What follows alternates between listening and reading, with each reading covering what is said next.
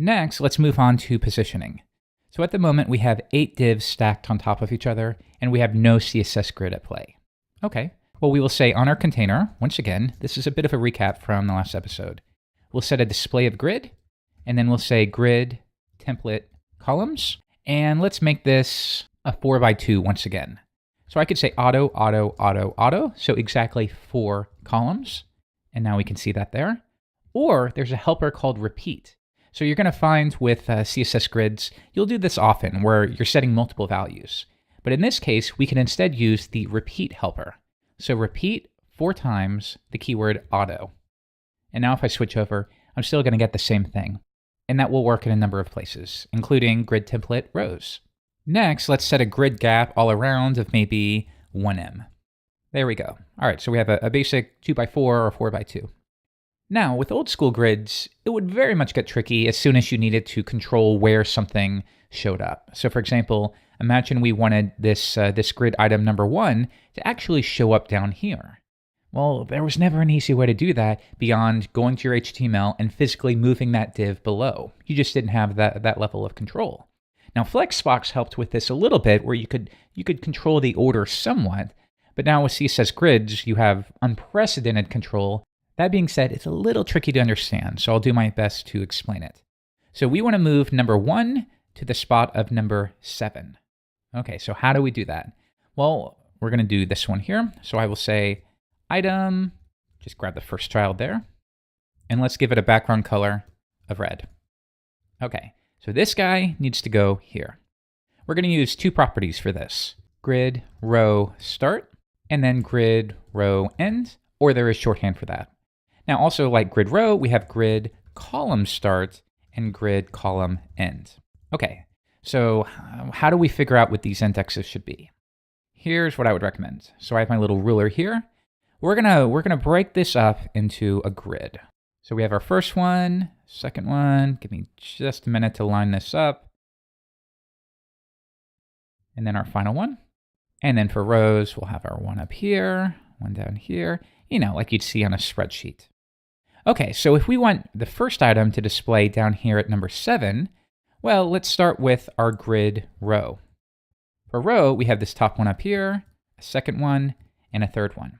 So if we want to say it should display starting here and then ending here, then we can count 1, 2. So it should start at the second grid, and then we want that to continue to the third grid row. All right, a little tricky, right? But we could say grid row start at 2 and grid row end at 3. Next, let's do columns.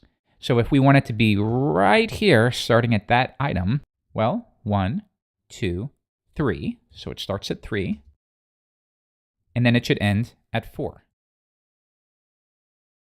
All right, let's come back, give that a refresh, and there you go. We've now repositioned it. So yeah, admittedly, it's a little tricky to wrap your brain around how to figure out those values, but once you do, you should be able to do it in your head pretty quickly. So for example, what if instead we want number 1 to be placed in the position of 5? All right, well, grid row, it's going to start at the very first one, and then it'll go to the second one. So let's say 1, 2, and then for columns, we have 1, 2, 3, 4, and then it should continue to 5. So start at 4 and continue to 5. Refresh, and now we've moved it. And now there's also shorthand here. So rather than start and end, as you might expect, you can just say grid row 1 and end at 2, and then get rid of this. And then the same thing for grid column. Begin at 4, end at 5. And now I'm going to get the exact same thing. But now think about how much incredible power you have here. Like for example, what if we want 1 to take up from 5 all the way to 7? It's going to take up all of this space right here. Okay, if you want and you're working along, pause and figure it out on your own. Otherwise, we'll do it together. Okay, so we want it to take up all of this section right here. All right, grid row 1, 2. So it starts at 2 and it should end at 3. So grid row is 2 to 3. Now for columns, it's going to start at that very first column. So once again, it's going to start 1, it's going to go to 2, it's going to go to 3, and then it's going to go to 4. So we want 1 to 4.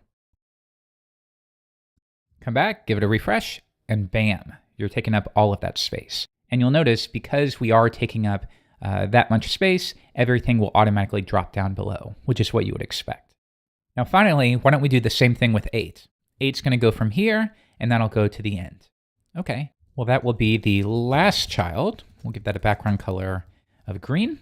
And now for columns, once again, we're just going to do it together. It's going to start at 2.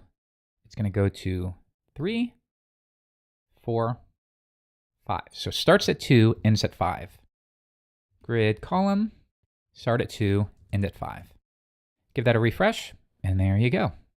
And that's all there is to it. So in this episode, you learned about the repeat helper function. You learned about grid row start and grid row end, as well as the shorthand of just grid row. And then the same for grid column start and grid column end. And then finally, the shorthand of grid column. So if you ever forget, like, where do these numbers come from? Just create a little grid yourself and always start on the edges. So 1, 2, 3, 4.